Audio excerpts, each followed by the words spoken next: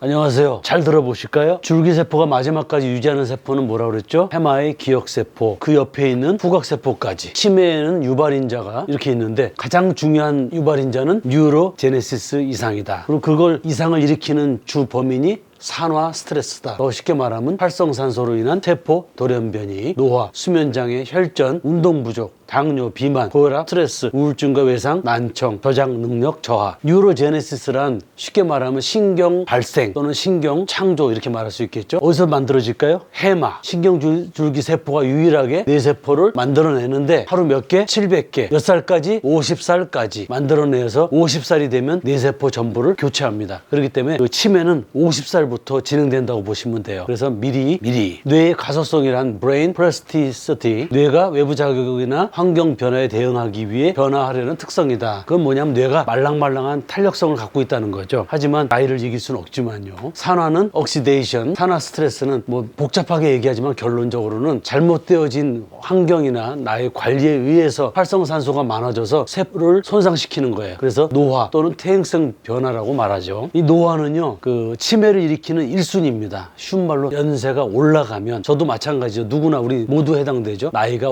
올라가면 저절로 기능이 떨어지게 돼 있습니다. 그때 오는 현상을 노화라고 그러죠. 한번 그래프를 볼까요? 노화에 따른 뇌의 변화, 20대의 뇌와 80대의 뇌를 MRI로 본 겁니다. 봤더니 어떻게 됐죠? 뇌가 위축된 부분들이 이렇게 많아진 거예요. 이건 노화로 인한 현상입니다. 두 번째는 수면 장애, 별표로 수면 무호흡이라고 표시가 돼 있죠. 수면 무호흡이 오면 알츠하이머 치매 위험률이 높아져서 치매 단백질이 쌓인다. 잠을 잘 잤을 때의 뇌가 깨끗한 상태, 빨간 게 그 독소 단백질입니다. 쉬운 말로 아밀로이드나 타우 단백질을 말하고 있겠죠. 잠을 깊이 못 잘 때 이렇게 빨간 게 많아지죠. 그리고 잠을 깊이 못 자게 되면 여기 보시면 치매 유발 물질이 많아진다는 거예요. 근데 이 잠에는요, 중요한 시간과 그 다음에 타임이 있는 거예요. 더 쉽게 말해서 6시간 이하 주무시면 치매가 7시간 자는 사람보다 30% 높아진다고 나온 거죠. 그리고 잠자는 시간도 10시부터 11시 사이에 잠드는 게 가장 좋다. 빨리 자도 늦게 자도 안 좋다는 거죠. 이 타이밍도 관찰하셔야 됩니다. 이건 잠으로 인한 기능이고요. 그 다음에 혈전, 우리가 흔히 말하는 이제 혈전성 치매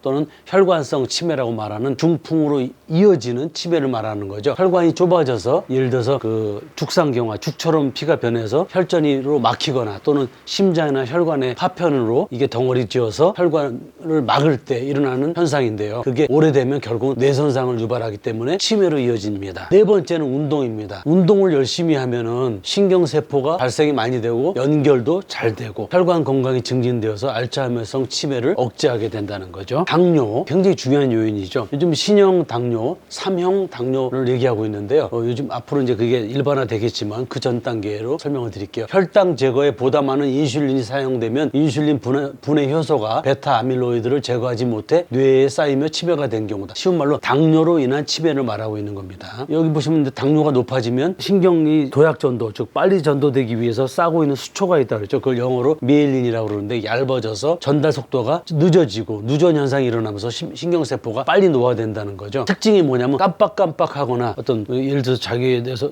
현재에 대해서 잃어버리는 그런 인지 문제 또는 기억 문제가 발생하면 의심할 수 있다는 거죠. 비만이요. 마른 사람이 퉁퉁한 사람보다 적게 치매로 간다는 거죠. 그래서 똑같이 배가 나왔을 때 퉁퉁한 사람이 배가 많이 나오면 3.6배 증가한다는 거죠. 마른 사람이 증가했을 때의 0.89배보다 뚱뚱한 사람들이 훨씬 더 많이 온다는 거죠. 거의 뭐 5배, 4배 반 정도 많이 증가되는 모습이죠. 그 다음에 고혈압이 있는 경우에는 저체중이 있는 경우에 정상 체중보다 2.38배 여성이 더 뚜렷하게 나타나고 고혈압 환자가 4.71배. 특징적으로 고혈압이 있는 분들이 4.71%가 아니라 4.71배, 471% 증가한다는 얘기입니다. 스트레스로 인한 문제죠. 3대 스트레스 호르몬인데 그중에서 코르티졸 유명하죠. 이게 증가하게 되면 아밀로이드 생산이 자극되어서 해마가 손상되고 그래서 인지 예비능 또는 인지 예비력이라고 그러죠. 더 쉽게 말하면 뇌 맷집이 망가지는 겁니다. 또 한 가지는 뭐죠? 치매의 발병률을 높여주는 큰 인자 중에 하나가 PTSD. 우리 뭐 군인들 또 그다음에 빡치기 많이 하는 미식 축구 선수라든지 이런 선수들이 생기는 PTSD가 1.78배, 급성 스트레스 1.2배, 적응장애 1.32배. 충격을 많이 받고 그다음에 그 위험한 상황에 접했던 사람들이 겪는 외상후 증후군일 때 훨씬 많이 증가한다는 걸 알 수가 있겠죠.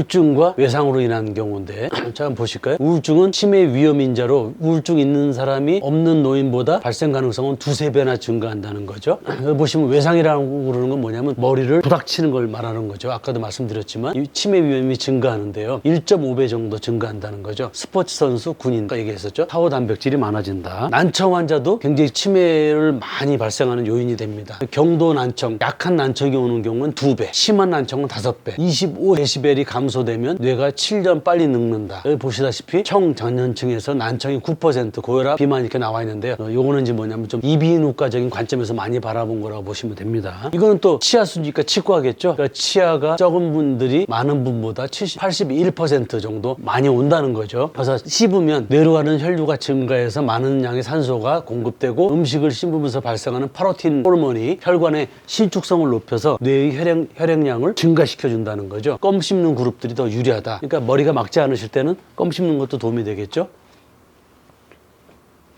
이상입니다.